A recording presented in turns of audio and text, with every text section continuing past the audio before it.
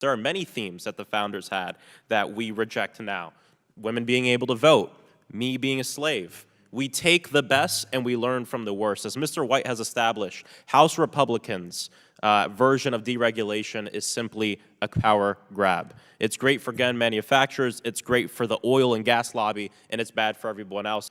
So this week, House Republicans have us voting on the REINS Act, a proposal they say will reform the rulemaking process and cut red tape, when the reality is that this is a plot to take power away from experts and put it in their own hands. And for those who don't know, this bill would mean that many agency rules couldn't advance without the approval from Congress, and that they are automatically vetoed after 10 weeks of inaction. That means members of the majority can kill regulation without even ever having voted on them forever. This is a power grab by Republican members of Congress with no experience in these specialized agency matters and allegiances to big and often unknown lobbyists. This would be a nightmare.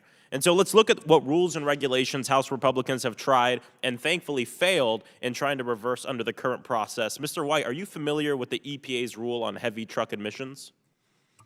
In general, yes. Republicans try to shut down the EPA's change in heavy truck emission standards enacted to keep our air clean. By 2045, it would have prevented kids from missing over 1 million days of school, up to 2,900 fewer premature deaths, and a net $29 billion in benefits annually. Mr. White, is knowledge and experience of clean air and fair industry standards a prerequisite for becoming a member of Congress? No, we trust the people to vote No, their own merits. it is not a prerequisite, unlike those involved in the rulemaking process at the EPA. Mr. White, are you familiar with the Department of Labor's prudence and loyalty in selecting plan investments and exercising shareholders' rights rule? No, not specifically. Mr. White, are the Republicans who held a vote to overturn this rule experts in securities, investments, and financial risk, or are they some of the same Republicans that voted to overturn rules that would have prevented our recent bank collapse?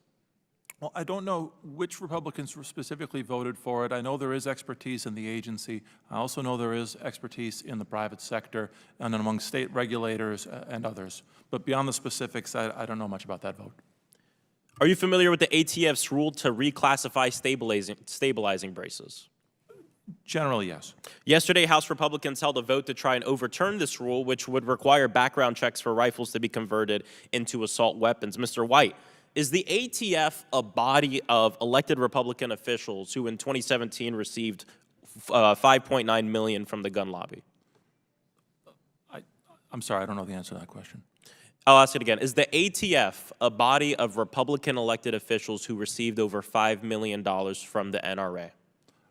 No, the They're ATF not. The not. ATF is not. In fact, they're not beholden to the NRA, which is exactly why I trust them to make decisions that are not biased towards gun manufacturers and the gun lobby.